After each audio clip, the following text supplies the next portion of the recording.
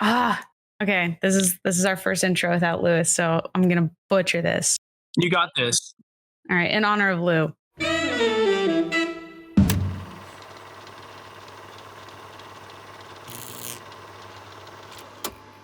Hello, cinephiles, and welcome to Silver Screen Sips, a podcast where two idiots, not three, two, talk about movies. And today is our listeners episode with our special guest, Skyler from the Dream a Fantastic Dream podcast. How are you doing? I'm good. Thank you guys so much for having me. It's really cool. I love your guys' show, so this is really exciting to finally actually be able to sit down with you guys and be a part of this. Yeah, I'm glad you could be here today too, because I know we've had some going back and forth trying to schedule it. So I'm glad we were able to actually sit down and do it. We were actually on your show, like a couple weeks back. Lewis was there. Yeah, it was really fun. It was all about Disney parks, and Lewis did a really good job. So it's really exciting now that I get to kind of learn your guys' ropes and talk movies, because I love them to death. So this is really cool. Awesome. Yes. If you guys want to go check that episode out, I don't remember what episode number it was, but I think it was, I think it was like 94, 95. But it was titled Top 5 Disney World Resort Restaurants featuring Silver Screen Sips. So if you guys want to go check that out, highly recommend it. It was a lot of fun talking all about Disney World restaurants, with the bars, restaurants, food, anything and everything to do with drinking and alcohol. That's where I reside all the time. Same here. Go check it out for sure. And before we start, just a reminder that there are spoilers ahead for movies and TV shows that you may not have seen yet. So just know that you've been warned. And today we're going to be discussing WALL-E, the Little Mermaid, the original Little Mermaid, and the legendary, iconic Sky High. Oh, yeah, let's go. But first, Skyler, why don't you tell us a little bit about what your podcast is about for our listeners?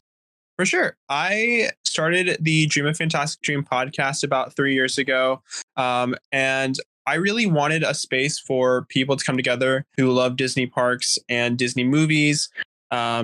And since I'm a pass holder, I go literally like every single week. So I always have stuff to add and bring to the table for people who can't go to the parks as much as I do.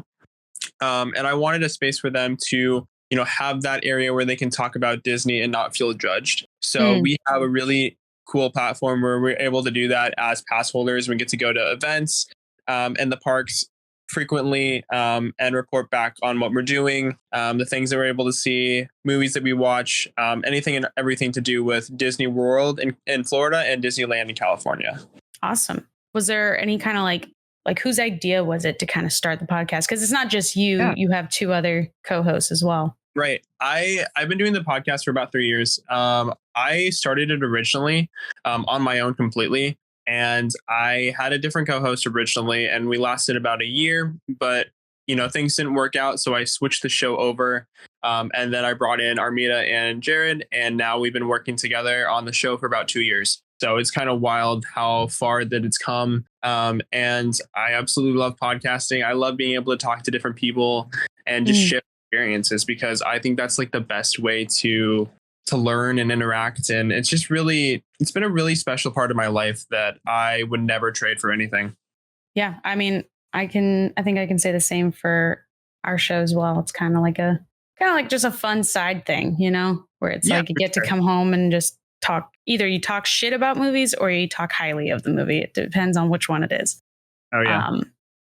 But yeah, that's great. I definitely go check them out. They're on Spotify, iTunes, pretty much everywhere. Well, Pandora, literally anywhere you get podcasts. Pandora. I didn't even know they did podcasts. I didn't really think about Pandora. Yeah. I haven't heard that in years, man. Right. Oh yeah. Go check them out. So for those who are new here, hi. And also here's how, so basically our listeners episodes is you guys send in suggestions, of movies you want us to watch, and we pick 3 usually, depending on and then we tell them how shit they are. No, we usually talk about like how we thought it was, kind of our experience, and then yeah, that's pretty much it. It's pretty different than our normal structure, so but it's fun. And this week's is Disney themed, so we're only doing Disney themed movies. Hence why Sky High is in there, because technically that's Disney Channel, I think. But let's start with Isaiah's movie because this man has never seen Little Mermaid. What? No. I've seen like bits and pieces until about 2 days ago when I actually watched the full thing. And But like I get it. I've somehow managed to see the whole movie in clips throughout the years, but that's about it. Never full in one shot. I get like you not seeing it yourself, but like you have a little sister, so I would have assumed like she would have watched it and maybe you would have seen it because of her. No, No, it doesn't translate. Okay. Doesn't translate. It doesn't translate. You were too busy playing video games. Yeah, That's so I was fair. playing Modern Warfare in 2009. I was playing Modern Warfare 2. I respect that. And I think prior to that, I was on the original Xbox playing Star Wars and The Matrix. that's fair. Well, Isaiah, why don't you tell us about your movie? Yes, the original Little Mermaid, not whatever the hell is coming out in a year this year. Is it this year? Oh It's man. probably Yeah, this it year. comes out literally at the end of this month. No way. Yeah, it's like I feel like that was like I felt like it was like a year away. yeah, no, it's coming out Oh in like man. 2 weeks. It's anyway. So this movie came out in 1989. That's a while ago. Okay. Yeah. You weren't even a thought yet. No, I wasn't. I really thought this came out like the late 90s, like early 2000s. I was very wrong. You know, I did too. So it's good. I don't know. I guess it's pretty good. I gave it a 4 out of 5 because it's just it's a solid movie. There's a few things that definitely age it, and it's not the animation actually. The animation is actually pretty solid for what it is. For 86, yeah. 89. Oh, I know you're just like it. yeah. Everyone, I'm sorry. Mixed it up.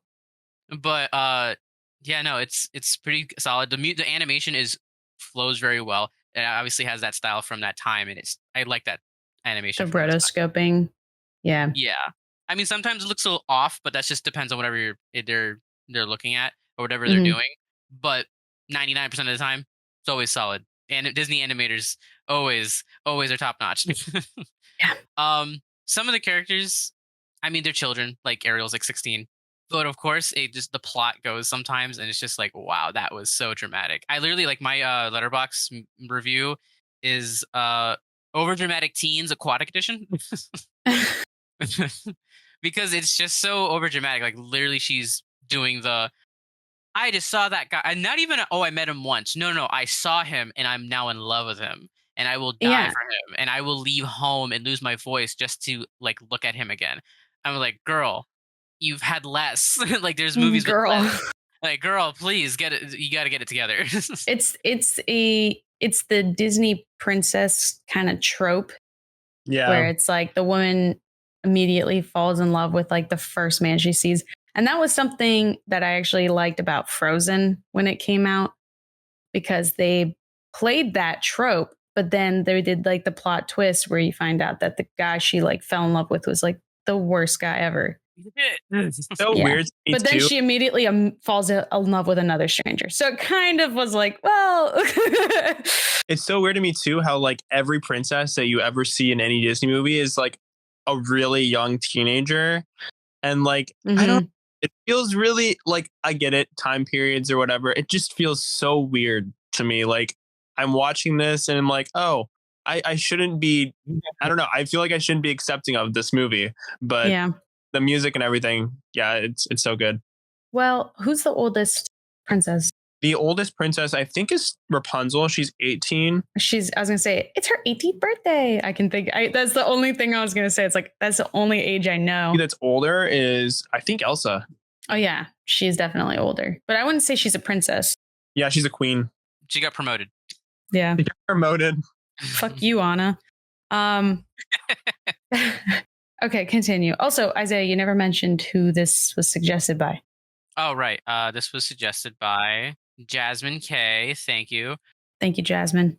I thought it was pretty chill. I liked it. It was good.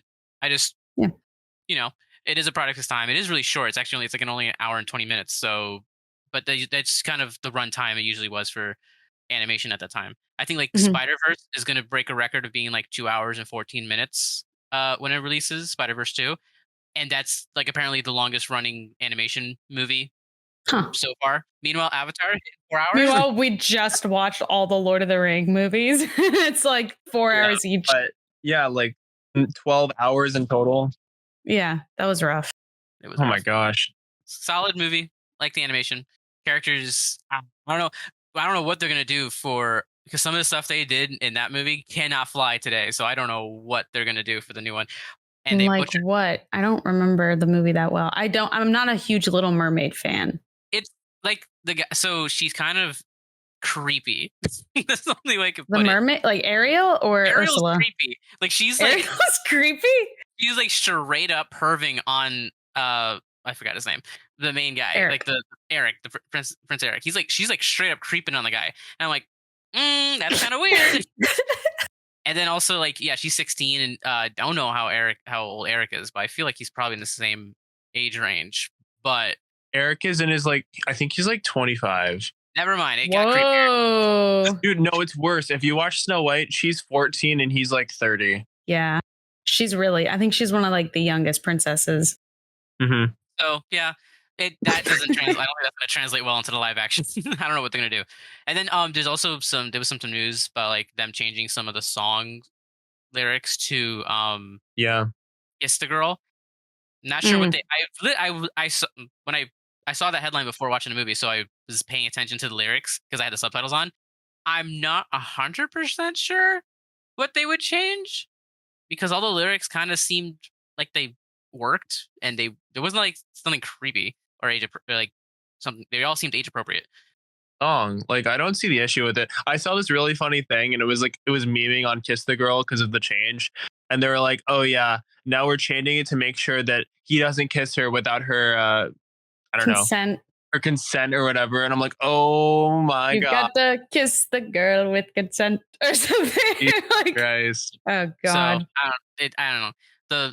The live action. What's his name? I think Bob. It's not Bob Iger. It was Bob Iger. There's The there's like a CEO? corporate. No, there's like a corporate guy who really really loves the live Josh action Aro? remake. I think so. That might be it. Who? I don't know. There's a corporate CEO somewhere in Disney who just really loves the live action remakes, and so that's why they're kind of doing this. They're just remaking everything. Probably explains why Moana's getting a remake now. Yeah, and Lilo and Stitch. Yeah. Don't. Oh, wait, I want to hear this. Did you see? I don't know if you saw it a while ago, but they released like, I don't know if it was a real image or what, but it was like they released a photo from Disney of what Stitch could look like, and it looks like a naked mole rat. There was a photo that came out like 2 years ago of that, like or maybe a year ago of like a Stitch like Disney adaptation. I wonder if it's the same thing, because if it is, then it's probably fake. But I really hope so. Jesus. I hope they don't butcher it like they did with Sonic, and then maybe we can just bully them into it. Oh no. Yeah, we're gonna have to tell them to fix it. Yeah. But yeah, 4 out of 5. Good movie. Definitely gonna be interesting to see the new live action remake because And compare. the update for the new generation is gonna be very weird. Yeah. What is your Right. take on this was something I actually wanted to ask you when we were on your episode, but I wasn't able to make it. What is your take on live adaptation? All these Disney live adaptations. Are you yay or nay? Nay. I'm not really a fan, to be honest. I like the original stories for what they were. Little Mermaid is actually like one of my favorite princess movies. Oops. Here I am. I'm like, I don't like her. Growing up, she was like one of my favorite princesses, but it feels weird to have all these like just rehashes of all the things that we grew up with anyway. It's just like corporate, cash money and just trying to make more of a profit. It doesn't feel special anymore. Yeah. Like it's soulless. So it's hard for me to like want to go and see these movies. I have no desire to see, the new Snow White movie. I have no desire to see the new Little Mermaid. I don't even know they were doing Snow White. Yeah, Snow White comes out next year with Gal Gadot as the evil queen, and then the girl who played Maria from West Side Story is going to be Snow White. Oh, I think I did know this. Okay, because that casting is sounding familiar. Yeah, I mean, if it's cool, good for them. But at this point, I'm just like, I'm too much focused on like the MCU and Star Wars and like the new Spider-Verse movie that's about to drop. It's just I have so much more different high expectations than the remake of The Little Mermaid. So I don't know. If it's good, cool. I have yet to see a single one of the live adaptations, and I plan to keep it that way. I will say the one I've ever liked was the live action Aladdin, just because I didn't like the original. So seeing that in live action, it was cool. It was a really good change. Can we just take a moment to realize that Guy Ritchie directed the live action Aladdin movie? This is the same man who made Snatch, The Gentleman, Lock, Stock, and Two Smoking Barrels, the Sherlock Holmes with Robert Downey Jr. Like just super British. Yeah, such a different case from Aladdin to that. That's interesting. I didn't know that. He's experimenting. Yeah. All right. So you said a 4 out of 5? 4 out of 5. Okay. I'm glad you were able to finally watch it. I think if I had to rank, like, I'm gonna totally shit talk your favorite girl here. You know, it's fine.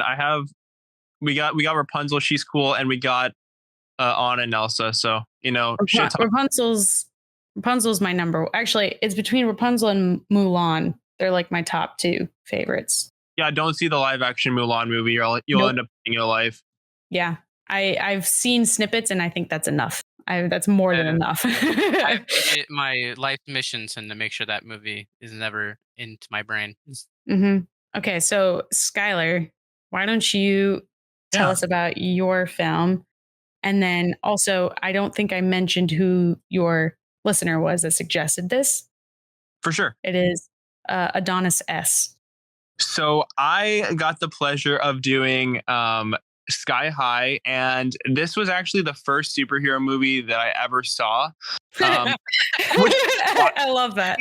Which is kind of ironic. Before that, I wasn't really a big superhero person, so this kind of led me into the superhero fandom. And this movie's always been like a kind of guilty pleasure for myself because I know it's not a good movie. It's really easy. And there's so many superhero tropes that I know a lot of people won't be into. But I find them like super ironic, and it's just a really good time if you want a bad superhero movie. Mm-hmm. But yeah, so this is honestly like a really stacked cast. You have, Kurt Russell as one of the leads, which is great. I love him in literally everything that he's in.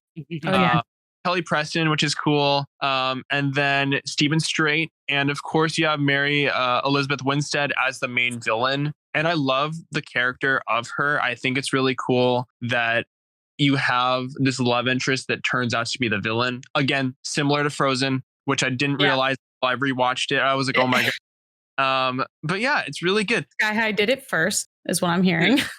Yeah. And the movie literally opens up ripping off the 2000 Spider-Man movie. If you've seen that with Tobey Maguire, it literally just rips it right out.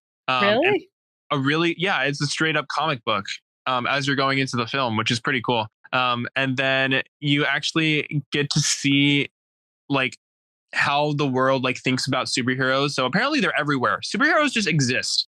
But they get this phone call and they run out of the room to go like suit up and fight the crime or whatever. And they have the exact same layout as the Bat cave, and they have the 2 poles from the 1980s Michael Keaton Batman movies. So you see them slide down the poles. And they literally fight what looks to be an angry, pissed off version of the goddamn Iron Giant. And it's really great. You're bringing back so many memories of this movie that I totally forgot existed until I saw it was suggested. And I was like, holy shit, this was my childhood. No, I would watch this 24/7. This was my favorite channel. Whenever it would come on, I'd be like, all right, let's go. That and Minutemen. I know that was it was so good. Not a good movie, but it was still good. I was really hoping someone would suggest Lemonade Mouth because I loved that movie growing up, and I would not be ashamed to rewatch it now as a 23-year-old. Yeah, no, for sure. And their costumes in the movie it's so stupid. Their costumes are red, white, and blue. America. So the Captain America costume. but each of them have the same powers as Superman. So it's literally Captain America Superman hybrid. DC so and weird. MCU. Yeah, literally DC and Marvel. Oh, by the way, I'm wearing a Flash t-shirt, so like Nice. gotta represent the superhero tropes. Yeah. But yeah, it's really cool. They go to their school. It's like a superhero academy, which is pretty rad. Hogwarts, but for superheroes. Yeah, literally. To get there, they have to take a school bus, which is weird. Why would you take a school bus?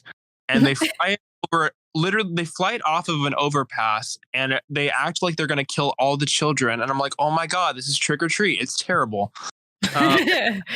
And somehow the fucking plane or the bus grows wings out of nowhere and flies them to a flying school. I'm like, okay, let's go. And the bus driver, which is really weird now that I think about it, the bus driver doesn't have powers. So he's the only one at a superhero school with no powers. So they die in 5 seconds. What are you going to do? You're flying the plane, carrying all these kids, and then you're just blasted out of the sky. I wonder if anybody ever didn't realize, like a superhero in that universe, right? I was like, oh my god, that bus is going to go off the cliff. I better go save it. And then all the kids are late. Yeah. So, and the more that I thought about this movie too, I realized how much this movie accepted bullying. And I was like, that's not a great message. That's probably not a good idea. Yes. They open up the school and they go straight to the gym and they're like, all right, we're gonna split you guys up into 2 teams. For the school, we have the superheroes and the super sidekicks. I'm like, oh, that sucks for all the skinny kids out there. You can't do shit. You have all these like really cool people who have like really good superpowers and stuff, and they're like able to lift cars or like fly. And you have all the sidekicks who like turn into guinea pigs or, you know, do absolutely nothing for the entire plot. There's literally one guy who turns into what looks like sludge on the floor. That's his whole superpower, just slime. Sludge man. That's it. Yeah, and it's cool that the kid of like the 2 main superheroes in that universe has no powers. So you literally have like the dichotomy of having like really powerful parents and having a kid that resents to pretty much nothing. I'm forgetting a lot of this movie. Oh, I went through the whole thing. That's crazy. Yeah, the more that I loved going back and rewatching it because this movie is so nostalgic for especially me. But yeah, so they leave. They get broken up into their classes of superhero, sidekick, whatever. And you meet this guy called War and Peace. Of course, War and Peace. And you find out that he is like the superhero or the supervillain's son in that film. Apparently, the 2 parents took him out and now he's in prison. So you're seeing the resentment against the parents for being raised with no family. Oh my God. I don't remember this. It's so sad. And his powers are literally, he is a fireball. So he can turn into a fireball and throw them at people. And it's pretty rad. So there's like a really fight scene in the cafeteria, which is literally every 80s movie ever, a fight in the fucking cafeteria early. Yeah. And then he, out of nowhere, getting the shit beat out of him, somehow develops super strength. So now the kid with no powers has the ability to literally chuck him through like 10 walls. I'm like, what the fuck just happened? How did we get here? How did this superhero puberty? Look, yeah. So he goes from a super sidekick to a superhero, which is, pretty great now that he's one of them. And his dad takes him down super secret layer, and you see all of like the different trophies of all the villains that they've battled and stuff like that. And they're all parodies of actual movies, which is pretty or of actual supervillains from different movies. Like they have what looks like the hovercraft of the Green Goblin in there. That's cool. Yeah. And then there's this big old ass gun called a pacifier, and apparently it's from like this major supervillain that they all defeated, and go to find out that that's actually his love interest in the movie. So you are dealing of their supervillain coming back to turn them all into little ass babies to raise an army of superheroes turned supervillains. I remember I forgot about the baby. Yeah, I remember the baby part. Yeah, it's literally I don't get why you'd waste, 13 at least like 20 years getting all of these like really powerful superheroes just reprogrammed into supervillains. Like you could have just killed them and then be done with it. Like that just seems so much more work. I don't understand. But it's a Disney plot. It's a time investment. No, it's not a Disney plot. It's a 2003 plot. Yeah, there you go. More specifically. Yeah. It's definitely the writing of the times. I was going to actually put it as a probably a 4.5 out of 5. I feel like this movie is so niche to people. Like you would have to be a really hardcore superhero fan or someone who absolutely hates superhero movies but just wants to make fun of them. So there's like no in between. Oh yeah. I would have loved to see Isaiah's parallel rating to this, because I feel like he would have the same opinions where he's like, it's so awful, it's good. Yes. But his rating would have been a lot lower, I would think. No, it would probably be the same. Really? Because it's so bad that it makes for a really good movie. Yeah. There's only so many. Yeah. And the main girl in that movie, she has like, I don't know, like plant powers. She can like manipulate nature and stuff. And then she left that film and like started doing a bunch of movies and then became Killer Frost in the Flash TV show. Oh, good for her. Yeah. So she got a really cool, and then plant girl to superhero. There you go. I was going to say, you were talking about like sidekick becomes the superhero. And I was like, oh, an underdog story. And then I thought of the movie Underdog. Do you guys remember that movie? Yes. The flying so superhero. Good. The Flying Beagle. Such a good movie. I wish that was suggested too. I would have watched that one. Oh my God, it is a Disney movie. Why would they think that was a good idea? That is like a movie that is completely off brand to the weird 2000s Disney. But you Channel. got Minutemen, you got Race to Witch Mountain. Isn't that a Disney movie too? Yeah. That's in there. Then you got Sky High, Smart House. Camp Rock. Camp Rock. See, Camp Rock was more of like the norm pop stuff. I'm thinking of like that weird stuff that you throw up. Cheetah Girls. The Cheetah Girls. Oh man. Cowbells. Let's go. There's so many. I think the ones that Smart House was definitely one of the good ones too. Yeah. What's the Leprechaun movie? Turns into a leprechaun? I don't remember. Leprechaun. Is it called Leprechaun? Yeah. No, that's a horror movie. That's a horror movie, yeah. Yeah. Leprechaun? Yeah, there was like The Luck of the Irish? The Luck of the Irish. Yes, that. I don't think I've heard of this one. There was another one. What was it? Was Ella Enchanted? Was that a Disney movie? I think so. Anne Hathaway and fucking Michael Scott. Yeah, I know. I don't think so. Because wasn't it like a parody of all this stuff? Kinda, not really. Kind of, not really. It was like a fairy tale thing, but they they made fun at some of the tropes, but it was still like a relatively serious movie. Bedtime. Serious. Bedtime stories. I don't know if that was Disney though. I think that was DreamWorks. No, it was Walt Disney. That was Disney? Yeah, it was a Disney film. Dude, what? Disney's got their hand in everything. Ella Enchanted, by the way, is Miramax. Miramax. What is that? Yeah, I've never heard. Oh, I mean, I've heard of it, but I've never heard of a movie they've made. Miramax made Inglourious Bastards? It's the Weinstein's company. Oh, interesting. Dichotomy, yeah. Collection. Yeah, you got Inglourious Bastards in your collection, and then Ella Enchanted. Okay, so let's take a quick break so Isaiah can do our little sponsor for today. Sponsor. Yeah. Let's see how you do. I'm going to channel the ghost of Lou. May he rest in peace. Yeah, we're going to just act like he's dead. Oh my God. Taken from us too early. It was pour one out for our homie. All right. Mm-hmm. We'd like to take a moment to thank our sponsor of today's episode, Shaker and Spoon. It's a monthly subscription service that gives you bar quality recipes and ingredients designed by award-winning mixologists, much like our boy Lou. No longer mixing. He's mixing. He's mixing for Jesus. Jesus just drinks wine, okay? He just gives him a bottle of water. He's like, here you go. You know what to do. Their latest box, New Frontiers 2, American Single Malt, features amazing cocktails recipes for whiskey lovers, aka us. As you know, you guys know I love me Four Horsemen.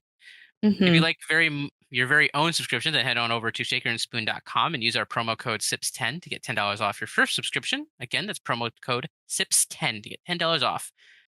Get us some whiskey. So I had Wall-E, and it was suggested by Ellis H. The creepy ass robot movie. Creepy? You think it's creepy? Yeah, it's like a silent film for like half the movie. It is. That was okay. So I'm going to get into that. So, yes, thank you, Ellis, for your suggestion.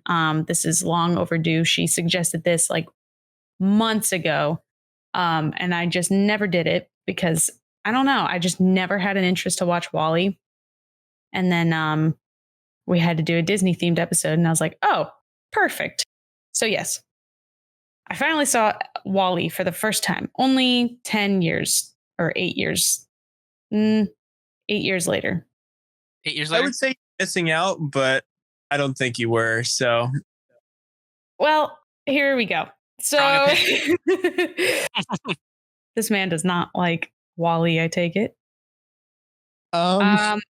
He's like, I'm not going to say yes. Dick. I don't know. I mean, I was just shit talking Little Mermaid, so. Yeah, I think it's a terrible movie. I watched it like twice, and I was like, can I just Alt delete this out of my mind forever? Thank you. Wow. Damn. All right. Well, I rated it a 4 out of 5. You know, more power to you. I'm so happy for you. Congrats. That's great. I'm happy you enjoyed it. So I have a words are hard. I know. Honestly, English is difficult. I don't blame you. It really is, especially when you try to convey. That dyslexia, man, it's really hitting her hard. Yeah. So I have a love towards Pixar more than I think I have a love towards Disney. I think Pixar movies are just more pleasing to the eye.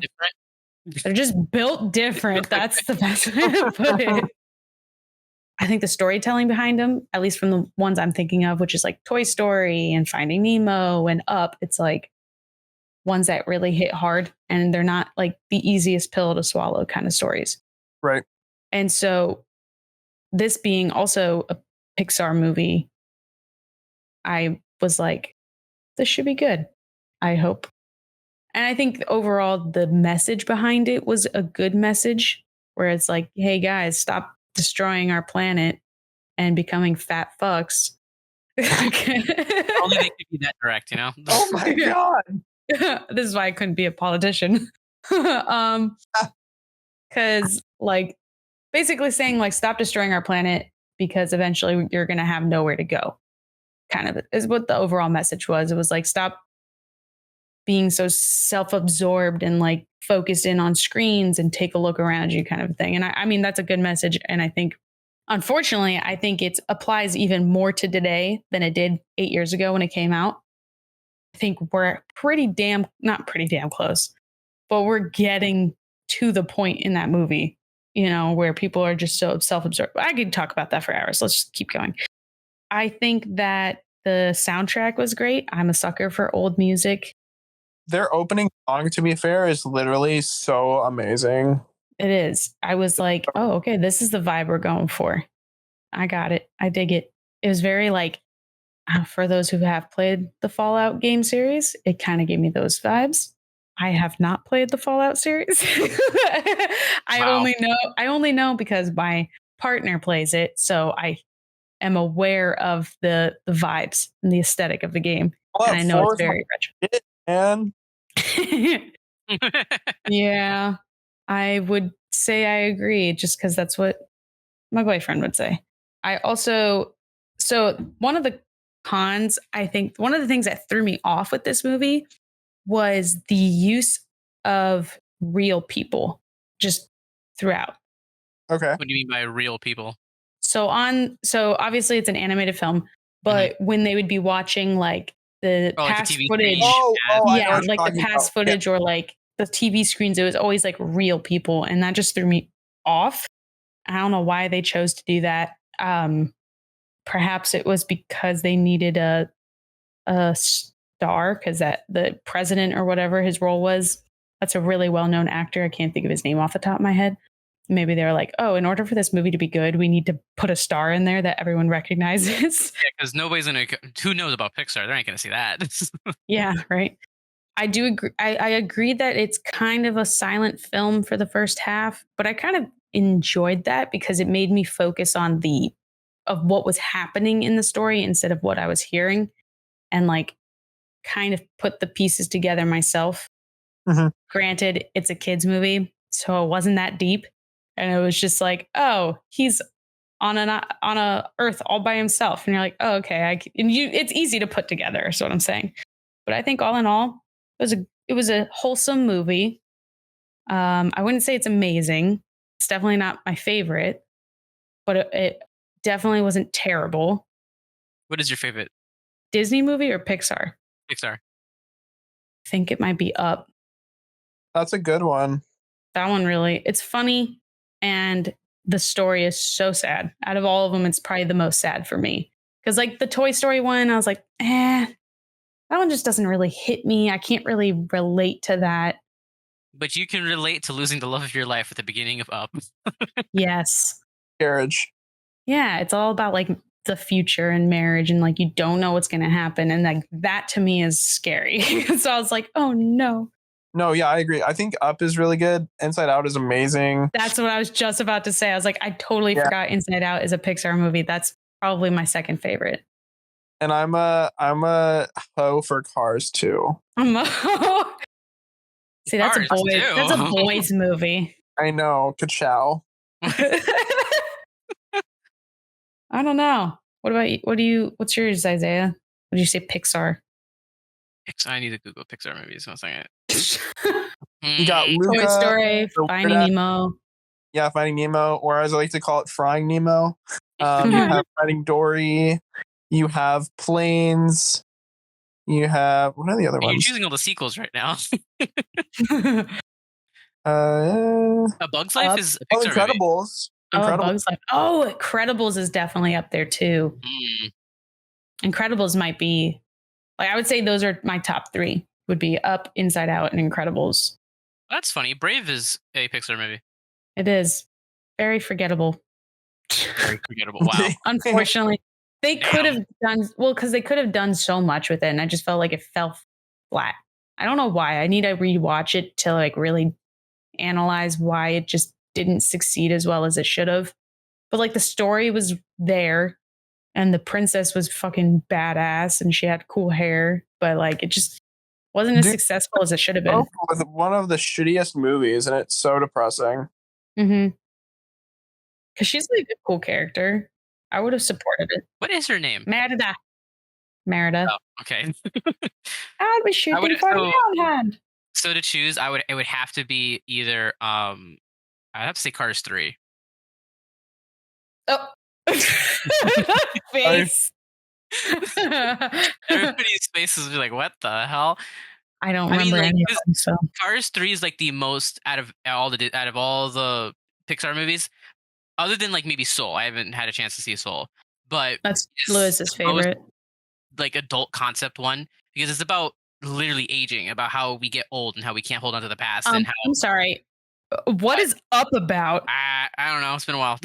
You guys go check out the Pixar theory. There's like a whole, basically how like every Pixar movie is on one giant timeline, and how it like all fits together on how like we started from like, you know, agricultural practices from like the dinosaurs to ending with like Wall-E and stuff like that, and how essentially we fucked ourselves over so hard throughout like the whole like our time here, and you just slowly see the decline of human existence.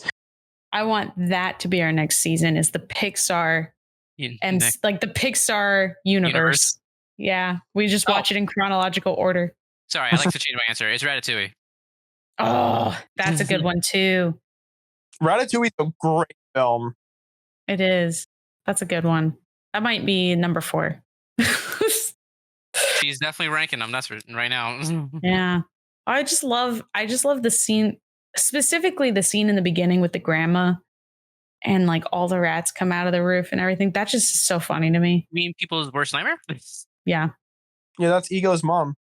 Is it really? Yeah, that's Anton Ego's the guy who's like the food critic. Yeah, that's his mother. Oh my god, I never realized that until you said it. Yeah. Oh. That's wild.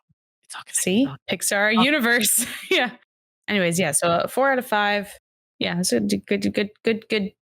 good movie. Thanks, Alice. Now, before we wrap up, felt like that we just flew through that. That was easy. Do you guys have anything else you want to add? I'm kind of shocked. I thought it'd be a lot longer, to be honest.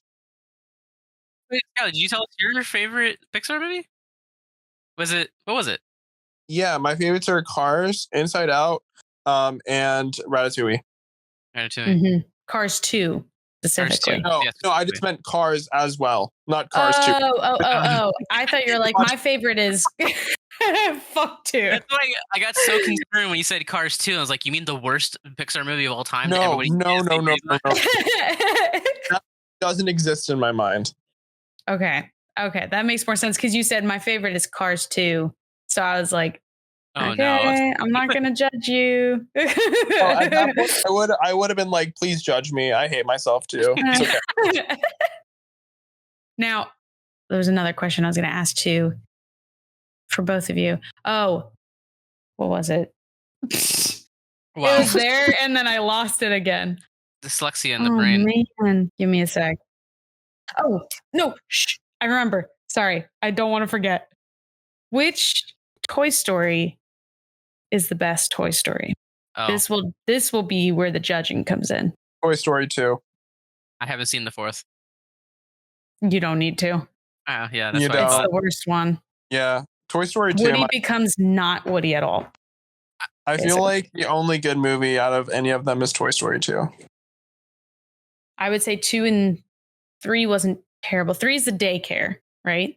Mm-hmm. Yeah, Sunnyside. 2 is the toy collector. The way you made that sound was like, the 2 is the toy collector, 3 is the daycare. It sounds like horror movies. Yeah.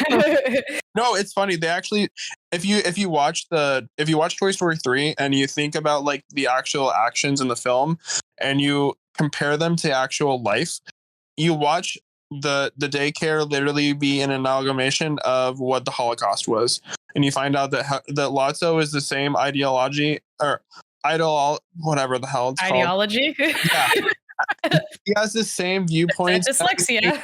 Yeah, literally as Hitler. Yeah, and they lock up the toys, and you watch them get tortured and killed. It's really bad. What the and then fuck? all giant furnace, and they all burn to death. Jesus Christ. You know. Now when you put it that way. Yeah, and then they get saved by aliens. He's fucked up, but he's right. Yeah, and then they get saved by aliens. So think about that. Oh no, I don't have to think. I know what you're on. I know what you're on about. Oh no. Picking up what you're dropping. It's so bad, but it's so, I don't know. I can't believe they actually did that. It's such an interesting like theory, but it's so dark. That is an interesting theory. Tell us what you guys think in the comments section. I'm kidding. I know we don't want that. The Holocaust of Disney movies. That'll be our next poll. Do you think Toy Story 3 is about the Holocaust? Is it a metaphor? Yeah. Oh man. That's a new one. Life represents art. On that note,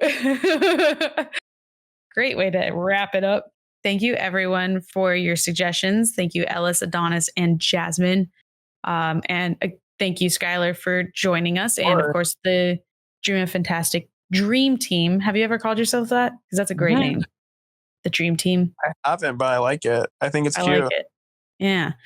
Why don't you let the listeners know where they can find you? I know we touched on it earlier, but do it again. Yeah, for sure. You can find our Disney podcast wherever you get your podcast. So Apple, Spotify, just go to Dream a Fantastic Dream podcast, and we are there. We have about 100 episodes out right now.